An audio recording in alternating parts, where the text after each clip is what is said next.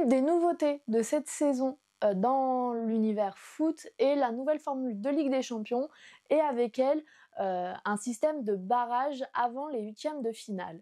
Et ces barrages, ils nous ont déjà donné leur lot de surprises avec une grosse confrontation entre Manchester City et le Real Madrid. C'est un gros match, c'est devenu un classique avec le temps et donc j'ai pas eu l'occasion de revenir sur les matchs allés, mais j'avais envie de faire le débrief du match retour de ce match-là, donc c'est parti.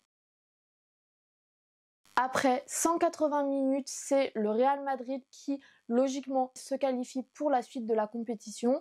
Et c'est normal parce que si on regarde le match aller ou le match retour, Manchester City a été très en dessous de l'occasion qu'ils avaient, de cette grosse occasion qu'est la Ligue des Champions, parce que je vais me concentrer sur le match retour, mais tout ce que je dis pour le match retour, c'était vrai au match aller. Le match retour était juste pire, mais sinon c'était les deux mêmes matchs. Pour le match retour, Manchester City n'a jamais existé dans ce match-là. Que ce soit en termes de défense, en termes offensifs, Manchester City n'était pas là. Je vais commencer par la défense. Pour moi, c'est impossible de défendre comme ça quand tu t'appelles Manchester City. Sur les 3 buts, la défense est coupable. Que ce soit le premier où Ruben Dias fait n'importe quoi, que ce soit le troisième où certes la défense est bien alignée, est bien en place et bien tout ce que vous voulez. Dans tous les cas, ils ne vont pas presser le joueur, ils oublient carrément en plus Mbappé. Donc pour moi, rien ne va dans la manière dont ils défendent et forcément, ça fait un 6-2 en cumulé parce que en défendant comme ça, le gardien aussi fait beaucoup d'erreurs. Ederson a fait beaucoup d'erreurs sur ces deux matchs-là. Au match retour, ces erreurs n'ont pas été trop graves parce qu'ils n'ont pas coûté de but, mais à de nombreux moments, au lieu de capter le ballon, ils le relâchaient tout simplement à 10 cm de lui, et ça pour moi c'est tout simplement pas possible. Mais donc pour moi, ce score très lourd est justifié déjà par le fait que la défense de Manchester City a beaucoup perdu de niveau ces derniers temps, et face au Real Madrid, face à des joueurs comme Mbappé, comme Bellingham, comme Vinicius, et ben t'as pas le droit de faire ces erreurs-là, t'as pas le droit d'avoir un match en deçà et encore moins 2 parce que forcément t'es tout de suite puni. Si on regarde du côté offensif, là aussi il y a eu des gros problèmes parce que on aurait pu dire le Real Madrid a pris totalement la possession du ballon, le contrôle du jeu, ils n'ont pas laissé Manchester City jouer. Mais c'est pas le cas parce que si on regarde la première mi-temps, ils ont la possession du ballon à 50%.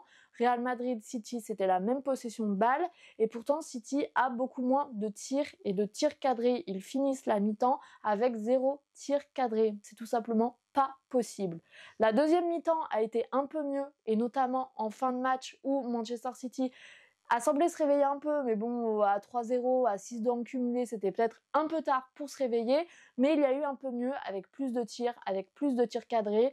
Là aussi, encore une fois, ils ont eu une part de la possession, et donc pour moi, Manchester City n'a aucune excuse. Ils avaient les occasions pour marquer, ils avaient la possession du ballon, le Real leur a laissé la possibilité de développer du jeu et de marquer. Le problème, c'est qu'ils n'en ont pas profité du tout parce que je sais pas si ils étaient débordés par l'occasion. C'est Manchester City, donc cette excuse, j'y crois pas trop parce que des gros matchs, ils en ont joué beaucoup. Je sais pas si le problème est mental, je sais pas quel est le problème dans cette équipe, mais en tout cas, le fait est que offensivement, ils ont été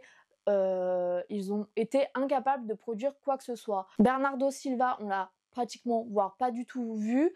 Mermouche, que j'aime beaucoup, qui est un joueur que je trouve est en train de se révéler en première ligue, n'a pas pu faire grand chose aussi parce qu'il n'était pas très bien servi non plus. Donc pour moi, le deuxième problème de Manchester City, c'est vraiment cette incapacité de profiter du ballon parce que, encore une fois, le Real leur a laissé la possibilité de faire une différence. Si on regarde la position des joueurs et la heatmap, Manchester City n'a pas joué qu'en défense, c'est juste qu'ils ont été incapables d'enchaîner les passes, de construire du jeu, de résister au pressing et à la mise en place défensive du Real Madrid.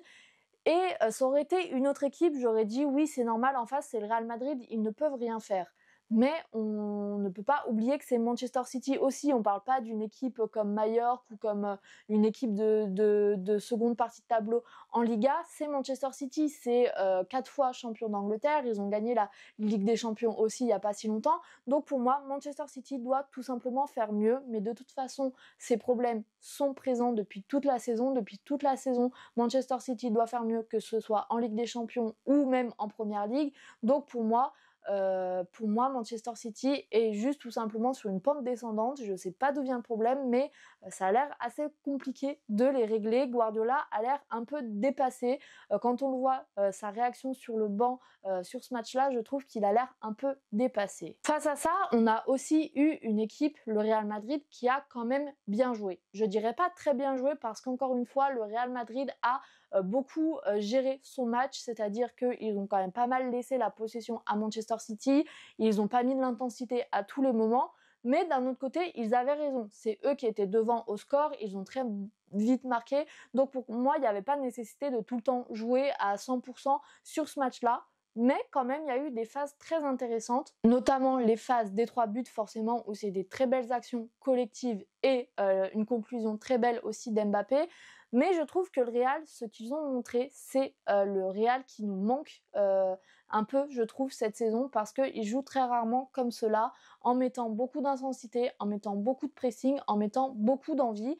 Et donc, je voulais le souligner parce que c'est une équipe qui a su faire la différence. On ne demandait pas de faire des choses incroyables, mais voilà, avoir le ballon, réussir à construire du jeu, avoir des occasions et les convertir, et c'est ce que le Real Madrid a fait. Bien sûr, en parlant du Real Madrid, je suis obligée de parler du match de Kylian Mbappé, qui a fait pour moi un des meilleurs matchs de sa saison, parce que c'est un Mbappé qu'on ne voit plus depuis assez longtemps, et là, ces derniers temps, il commence à revenir, et vraiment, ce match-là, c'est un match idéal pour lui, parce que il est bien positionné, il est dans bon tempo, il fait les efforts collectifs pour l'équipe, et il arrive à marquer un triplé. Pour moi, il y a vraiment tout pour lui dans ce match-là, parce que je trouve que c'est une très belle prestation et que c'est quelque chose qui nous manquait de sa part ces dernières années, avoir un peu cette fraîcheur de pas chercher à faire non plus 20 milliards de dribbles avant de tirer, et c'est juste essayer d'éliminer son adversaire. Il l'a très bien fait sur le 2e but avec Guardiola,